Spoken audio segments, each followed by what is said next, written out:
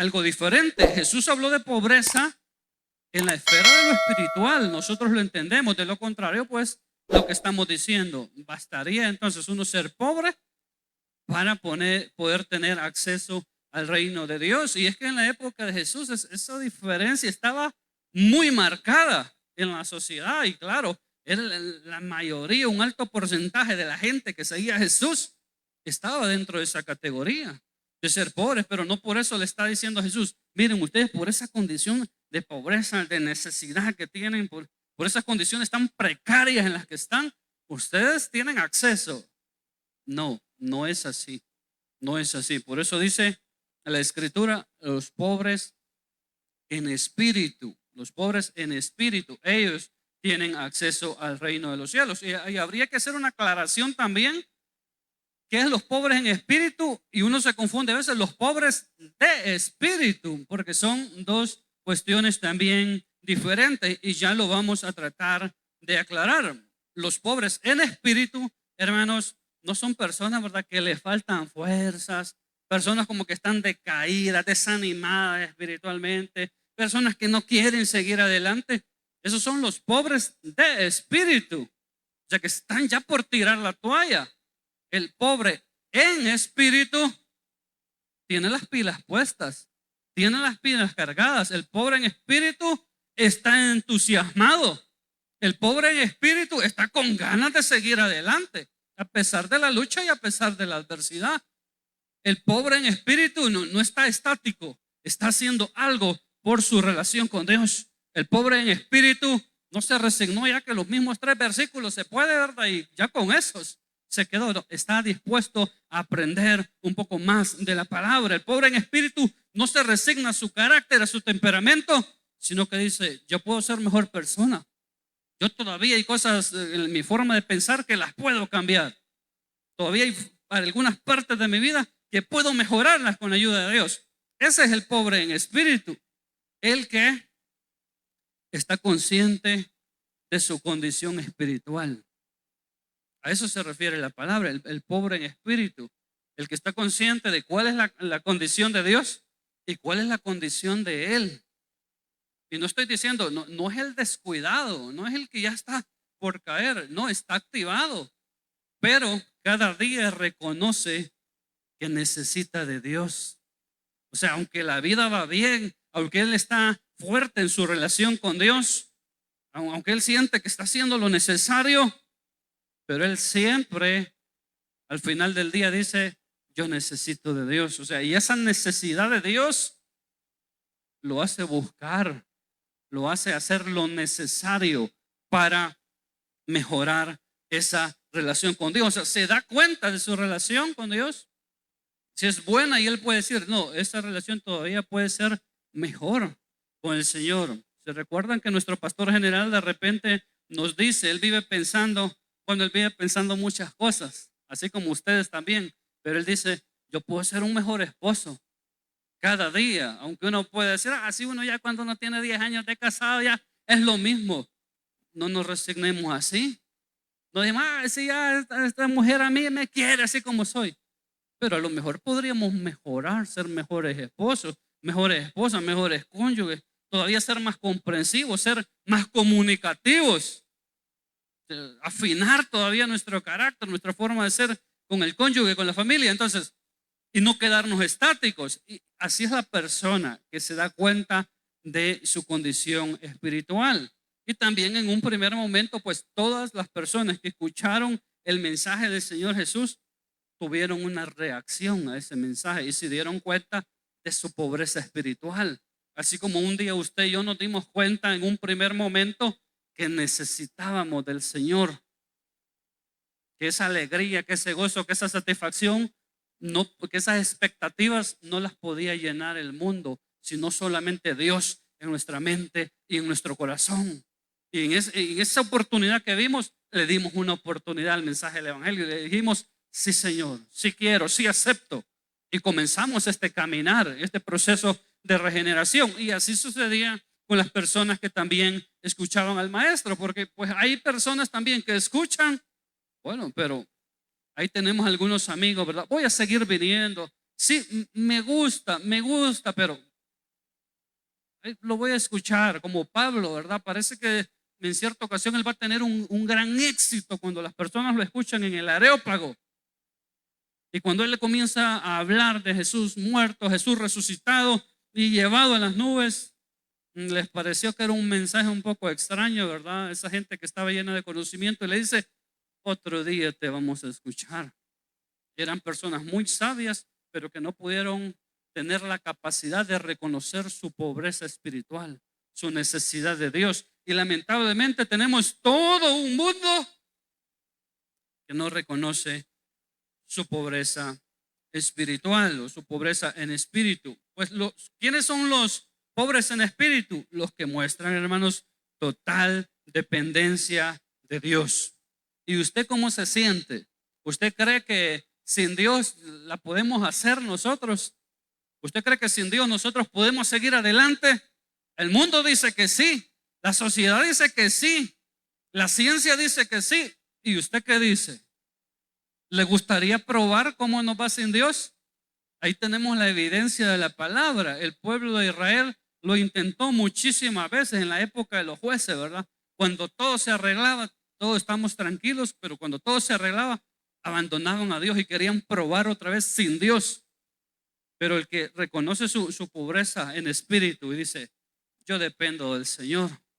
Aun cuando uno sienta, hermanos, hermanas, que uno pueda tener ya cierta experiencia con Dios, que uno sienta que ha alcanzado cierta madurez espiritual, que uno ya no se resiente por cualquier cosa, ya no se asusta por cualquier cosa. Ya hay algún tipo de pruebas que uno aprende a bregar con ellas porque tiene la confianza que Dios lo va a ayudar, que Dios va a resolver aquellas cosas difíciles, imposibles. Aun cuando sintamos que tenemos toda esa experiencia, esas capacidades, pero mostrar nuestra dependencia siempre de Dios. Decir: aunque Dios me ha dado mucha gracia, aunque Dios me ha dado mucha sabiduría, me ha llenado de virtud, me ha dado muchos talentos, muchos dones, pero yo sigo dependiendo de Dios.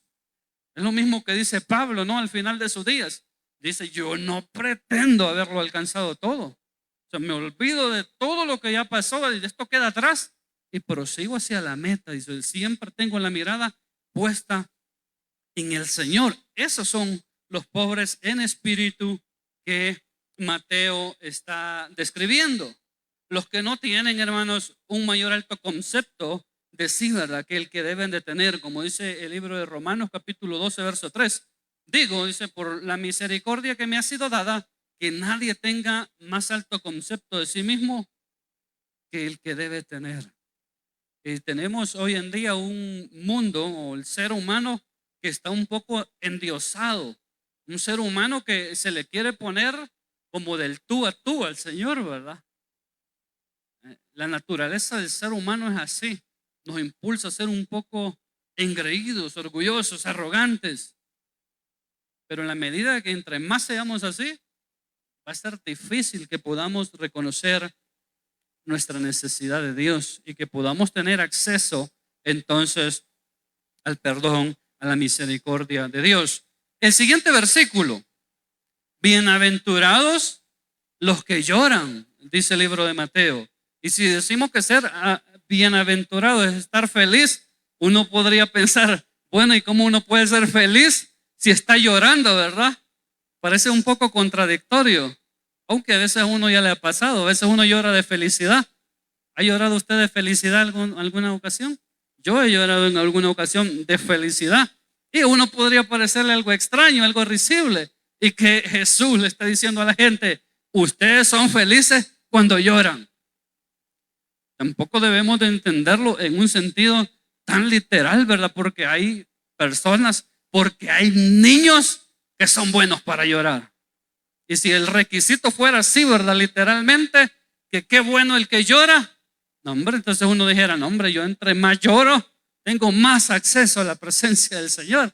Pero Jesús tampoco se estaba refiriendo al mero acto de llorar. Se refiere al hecho entonces de que aquel que llora porque reconoce su condición espiritual y que cuando ve esa condición espiritual siente cierto pesar. En el libro, creo que lo tengo aquí, en el libro de Lucas, no tengo la cita bíblica, me parece que es el capítulo 3, por ahí. La predicación de Juan el Bautista no era tan atractiva, era una predicación un poco fuerte, un poco dura para las personas que la escuchaban, porque dice: yo soy la voz de aquel que clama en el desierto, enderezar los pasos, enderezar el camino del Señor, hagan sendas derechas.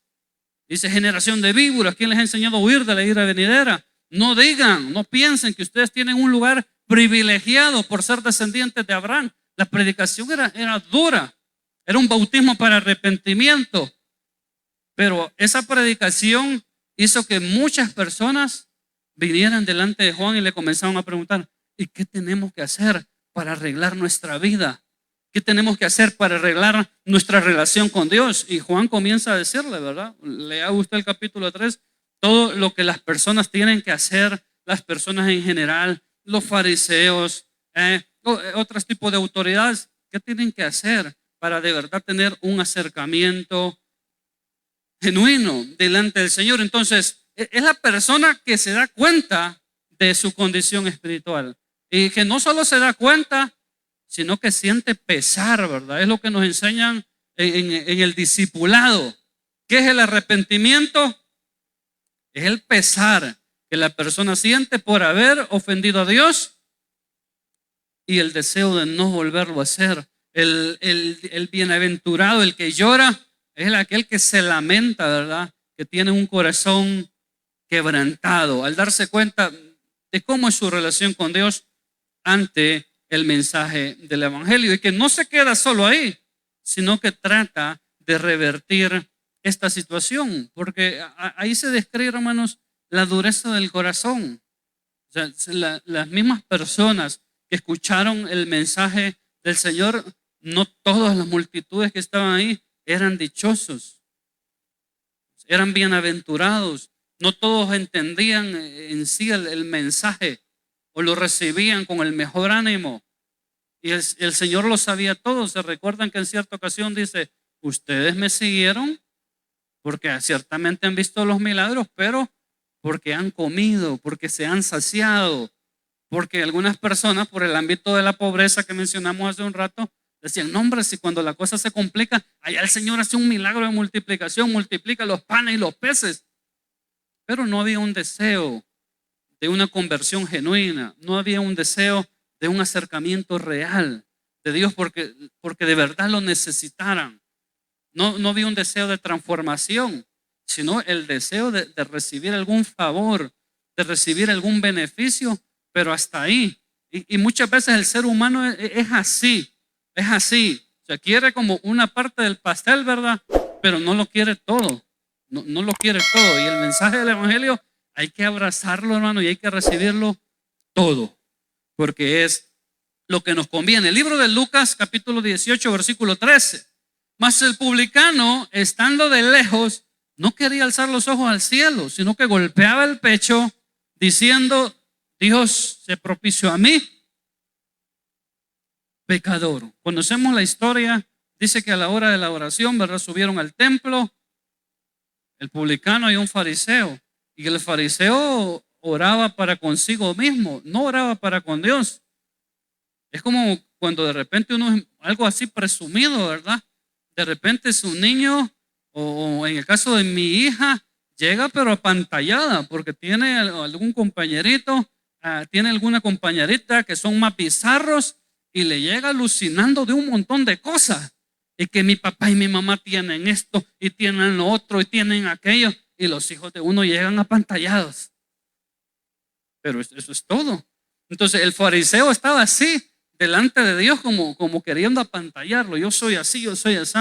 Pero no había un verdadero cambio. Pero no había un reconocer sincero de su condición delante de Dios. Y mientras el ser humano, hermanos, no reconozca su condición verdadera ante Dios, Dios no va a poder hacer nada. O sea, Dios está ahí. Dios quiere perdonar, Dios quiere salvar a la humanidad. No quiere que nadie perezca, sino que todos procedan al arrepentimiento. Pero por eso nos ha dado la facultad, el milagro, el regalo del libre albedrío. Que cada uno de nosotros que escuchamos el mensaje podamos decir sí o usted diga no. Y mientras el ser humano pues esté así, en esa condición de indiferencia, va a ser difícil que el ser humano se conduela por su pecado, que pueda reconocer que alejado del Señor no puede seguir adelante. Entonces dice la Escritura, este hombre, ¿quién?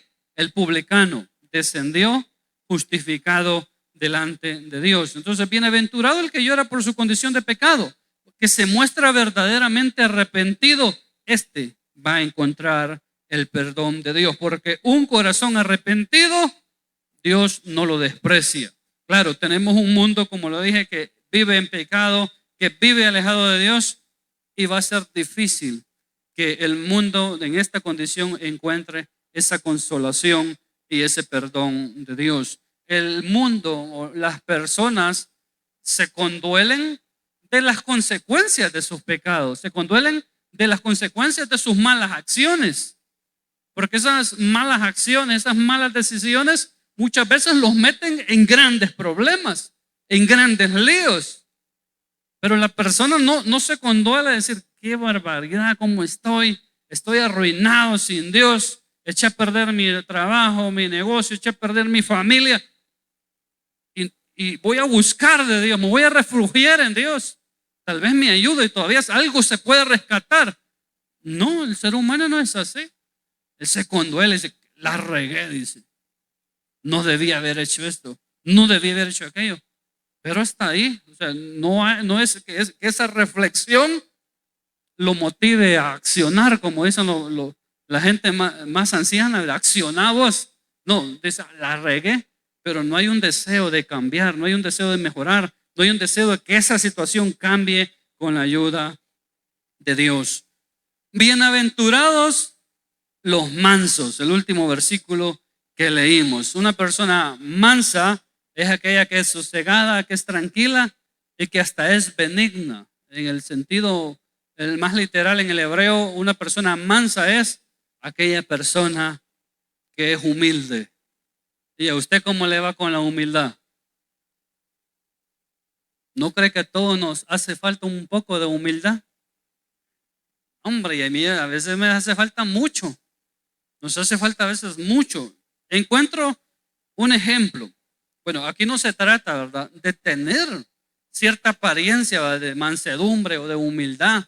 Se recuerdan que el mismo Jesús fue muy duro con los fariseos, con los escribas, porque les dice, ustedes hacen como toda una actuación cuando están en ayuno. ¿Se recuerdan? Dice, ustedes demudan su rostro, se ponen la ropa más sucia, dice, aquella ropa que hasta tiene hoyos, para demostrarle a la gente que ayuna. Pero el Señor no está pidiendo eso, como que una persona, ves qué humilde, porque confundimos esas cosas, ¿verdad?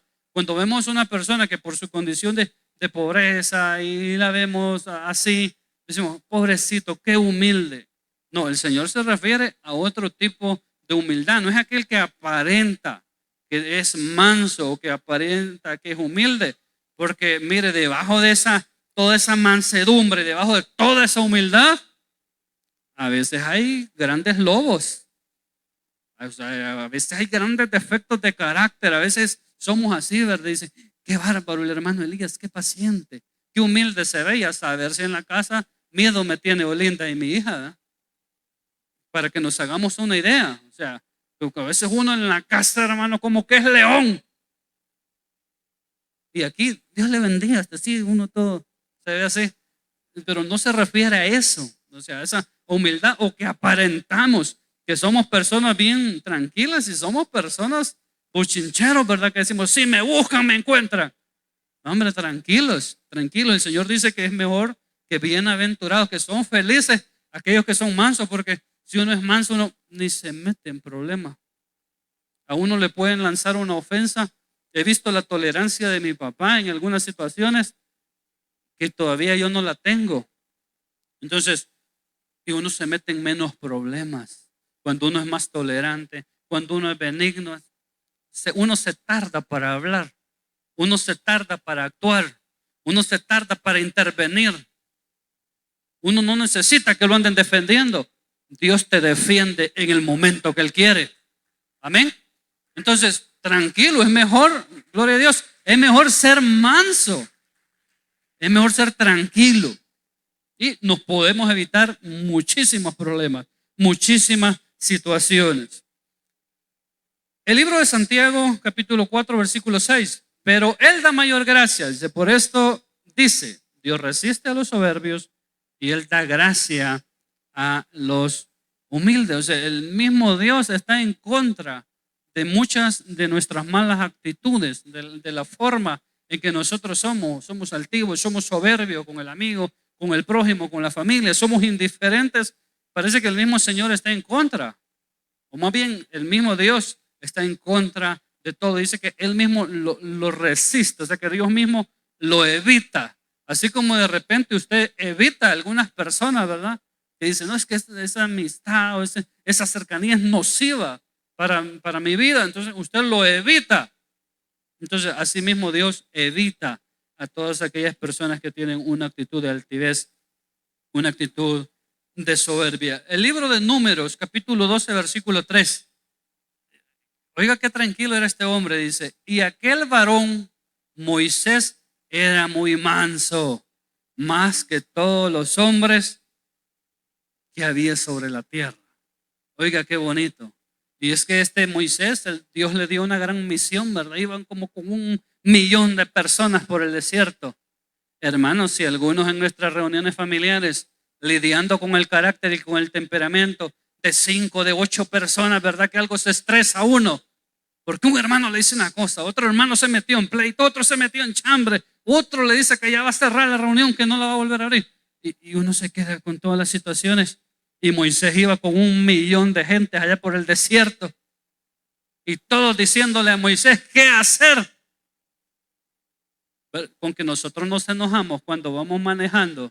Y como a veces uno lleva a otra persona que también sabe manejar y que ahí a la par tiene otra perspectiva de cómo van las cosas. Y frena, espérate, le dice uno. Y cállate, déjame manejar, le dice uno. Con uno se enoja uno y Moisés llevaba como 1.000.000. Y le iban diciendo qué hacer. No, Moisés, aquí por este lado del desierto no nos vayamos, vayámonos por aquí. Otros diciéndole, regresémonos. Otros le decimos, ¿y qué vamos a comer pues? Y este hombre era manso, este hombre era tranquilo, este hombre había desarrollado la paciencia y la humildad. Y era benigno. En alguna ocasión, 2 o 3 veces el Señor le dice, apártate que los voy a consumir a todos. Le dice, Señor, tranquilo, le dice, si haces esto, la gente que ha escuchado de tu gloria, de tu poder, las demás naciones que han escuchado esto, van a decir que como tú no pudiste introducirlos a la tierra prometida, los consumiste aquí en el desierto. Porque el Señor le decía, te voy a levantar una nación que sea más obediente. Y él dice, no, tranquilo, llega el punto en que él le dice, si los vas a matar a ellos, también mátame a mí. Vea cómo era el carácter, cómo era el temperamento de este hombre. Era manso, era humilde. Se recuerda que todo el día se ponía a escuchar porque el pueblo tenía diferentes problemáticas. Todo el día se sentaba a escucharlos. Él era juez en Israel y él estaba escuchándolos y trataba de resolver esos problemas.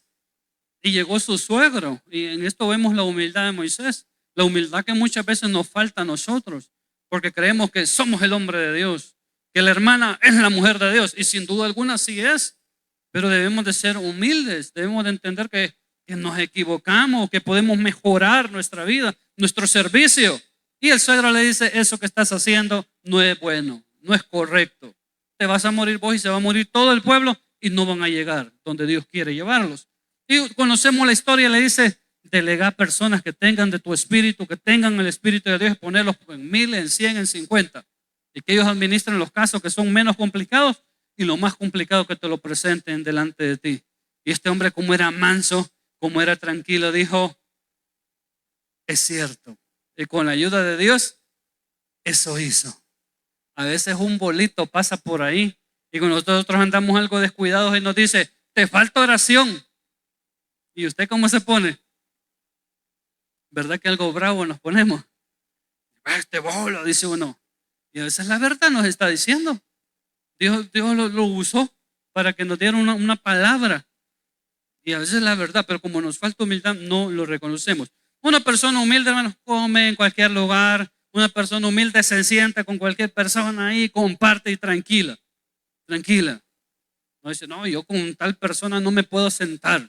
Había un hombre, no recuerdo su nombre, pero fue muy famoso hace unos 5 años o más, porque él dijo, él era un predicador muy famoso, pero él ya se sentía que andaba en un nivel, ¿verdad?, espiritual muy alto, y como tenía los recursos, se compró un avión para él solito, porque dijo que como él andaba en giras por todo el mundo, él no podía sentarse con gente endemoniada. Ni Moisés, ¿verdad?, ni Abraham, ni Pablo, ni el Hijo de Dios anduvo con esas locuras. Pero el ser humano es así. Pero el ser humano es así. El mismo Señor dice, ¿me quieren seguir? Está bueno, dice, pero el Hijo del Hombre a veces ni tiene donde recostar su cabeza. Al final del día a veces ni estamos seguros si vamos a comer. Esa es la diferencia. No anda alardeando, hermanos, de su conocimiento o de su espiritualidad. Según mi papá, solo 2 personas pueden ser humildes, 2 clases de personas.